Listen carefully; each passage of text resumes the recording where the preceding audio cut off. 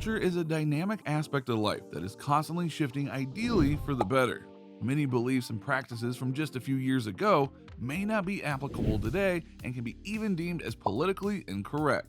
As time changes, so does aspects of culture, and in today's woke society, there are many things that were considered popular and mainstream that would be canceled today. This is best represented by specific characters portrayed on the big screen, where upon the movie's release may seem like a normal inclusion in the movie's ensemble, but can actually be considered offensive or culturally insensitive in today's standards.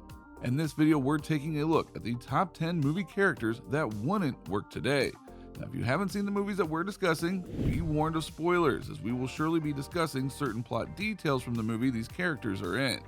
Before we jump into it, don't forget to click the like button, share, subscribe, and press that notification bell for more updates. Number 10. Johnny, Juan Rico, Starship Troopers, 1997. The action-packed military science film Starship Troopers, released in 1997, was a popular hit, showcasing a young soldier named Johnny Rico, played by Casper Van Dien, as mankind battled an insectoid species known as arachnids. The movie was actually based on a science fiction novel of the same name released in 1959. However, the big difference between the movie and the novel protagonist is that Johnny Rico should have been named Juan Rico, a man of Filipino ancestry. In the book, Rico cites a Tagalog phrase referring to his native Filipino language. Now, the issue of whitewashing the main character has often followed the movie, noting that original characters of Asian or other descent should always remain so, despite how Hollywood often prefers to revise it in their adaptations. Number 9. John Milton, Scream 3, 2000. The Scream saga was a blockbuster slasher franchise that met critical and commercial acclaim during its time. In Scream 3, actor Lance Henriksen played a character named John Milton, a sleazy studio president who defends the Hollywood behavior of transactional sex, taking advantage of aspiring actors by promising acting opportunities and exposure in exchange for sexual favors. Milton is confronted with the fact that he himself was involved in a sexual assault years prior, the biological product of the incident turning out to be the main film antagonist, the Ghostface Killer. The real twist of this story is clear to us now, 20 years later, with the notorious Hollywood creep Harvey Weinstein serving as executive producer on all 4 of the Scream movies. The sleazy similarities between the fictional and real film producer is quite ironic, with Weinstein being accused of a number of crimes and sexual grievances in recent years. Many see this as a reference as a discreet allusion to Weinstein's alleged behavior. Number 8. Aang Katara Sokka, The Last Airbender. Based on Nickelodeon's popular animated series Avatar: The Last Airbender, its movie adaptation was universally judged as one of 2010's worst film releases, and was deemed as an utter disappointment from hardcore Avatar fans. The movie, made by famous director M. Night Shyamalan, was intended to be a trilogy, but instead fell flat on its face with the movie's reception. Fans had high expectations, with the original animated series being one of the most loved series ever produced, placing a stark contrast with how the movie was embodied. Fans had issues with how the movie depicted element bending, the most notable form of martial arts from Avatar. The movie suffered from its poor script writing and failed to capture the humor of the original that it was based on. However, the biggest issue actually became a huge controversy, as the movie was covered by a cloud of whitewashing. The world of Avatar represented different cultures, which were predominantly Asian. The casting of the major characters of the movie hardly represented this, with Aang, Katara, and Sokka being played by white actors. Avatar Aang from the series is Asian, while Katara and Sokka from the Northern Water Tribe were Inuit. The movie also casted Indian and Iranian actors to represent the Fire Nation characters, the main antagonists of the story. Many fans called for a boycott of the movie and received plenty of negative hype because of the issue. Number 7. Cher Horowitz, Clueless, 1995. While the movie Clueless is considered a cult classic with its iconic 90s fashion and memorable one-liners, its main character Cher, played by the lovely Alicia Silverstone, features a shallow, rich, and socially successful teenager at the top of her Beverly Hills high school life. Now, despite the character being well-loved and was even regarded as a feminist and a fashion icon, Cher's depiction would never exist in today's age. The film portrays teenage girls as tasteless and style-obsessed valley girls who regularly proclaim that they don't need a man, but end up realizing that romance is the key to their happiness. Cher used the word retard, which is not so politically correct nowadays, and the fact that her love interest in the movie is her ex-stepbrother Josh, played by Paul Rudd, only makes us do a double take on the movie's plot points. Number 6. Ben Jabit Tuya, Short Circuit, 1986.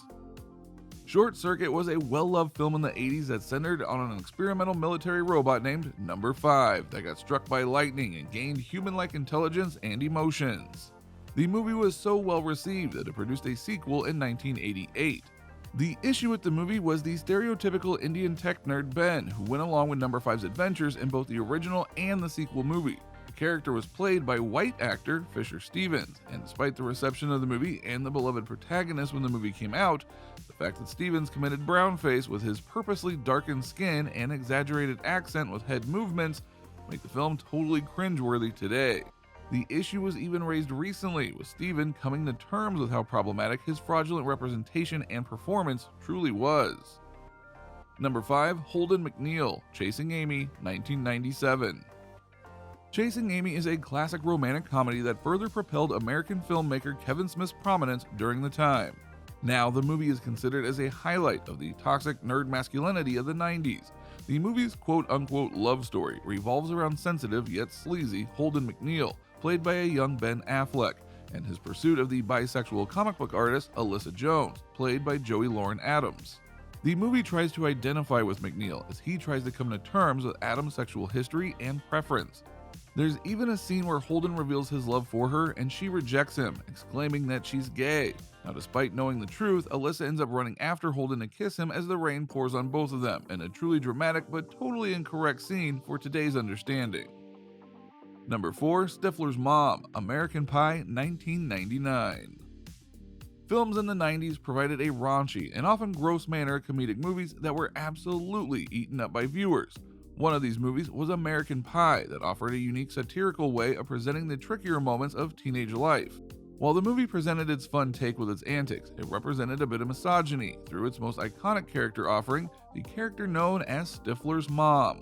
The character introduced MILF, a term for incredible-looking mothers, to teenagers everywhere, with Stifler's mom being the object of teenage fantasies.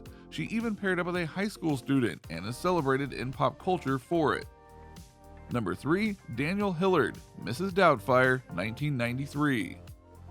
When it comes to emotional comedies, we can't help but have a great affinity towards the movie Mrs. Doubtfire, of course with the impeccable performance of the late great Robin Williams. In the movie, Williams plays Daniel Hillard, who attempts to disguise himself as a nurturing nanny to his own children after a negligent divorce. Cross-dressing isn't quite the issue here, since the expression is still seen in the movies today. It was, however, a scene that might suggest some questionable understandings, which also had hues of being vaguely transphobic. In the scene, Hillard's son discovers Mrs. Doubtfire using the restroom as a man. His reaction is quite intense that he even threatened to call the police. While the scene is targeted for hilarity, that wouldn't do in today's more accepting society. Number 2. Vivian Ward, Pretty Woman, 1990. Pretty Woman was an iconic movie that propelled the career of everyone's sweetheart, Julia Roberts. The sweet portrayal of Vivian Ward, a lady of the night, is still highly regarded. However, the depiction isn't really a clear representation of the complexity and depth of the character, and the fact that Julia Roberts equally applies to be the least convincing courtesan ever. She begins a relationship with a wealthy businessman in the former Richard Gere, and despite being initially repulsive when it comes to high-class lifestyle, starts to like the glamour, cash, and material things. The morality story of the movie's plot and Vivian's character arc is one that showed despite her work being less than ideal, there is still a chance to pull her back into the fold using shiny nice things. Number 1. Ace Ventura, Pet Detective, 1994. Perhaps one of the most loved comedy classics ever, Ace Ventura: Pet Detective was an instant favorite at the early peak of Jim Carrey's great career. The obnoxious pet detective showcased the best of Carrey's style with no restraint, which often meant some controversy. I mean, who can forget Ace Ventura being birthed by a rhino? One scene in particular brought a bit to a lot of cringe when in the first film, as Ventura revealed the villain to be Lieutenant Lois Einhorn, played by actress Sean Young. Ventura does this by stripping her down in front of a room full of police officers, as Ace turns her around to show the revealing bulge in her underwear, with everyone gagging at the sight. Yeah, those were some really different times. So what do you think about these top 10 movie characters that wouldn't work today? We'd love to hear what you think about them by commenting below. Don't forget to like, share, subscribe, and ring that notification bell for more.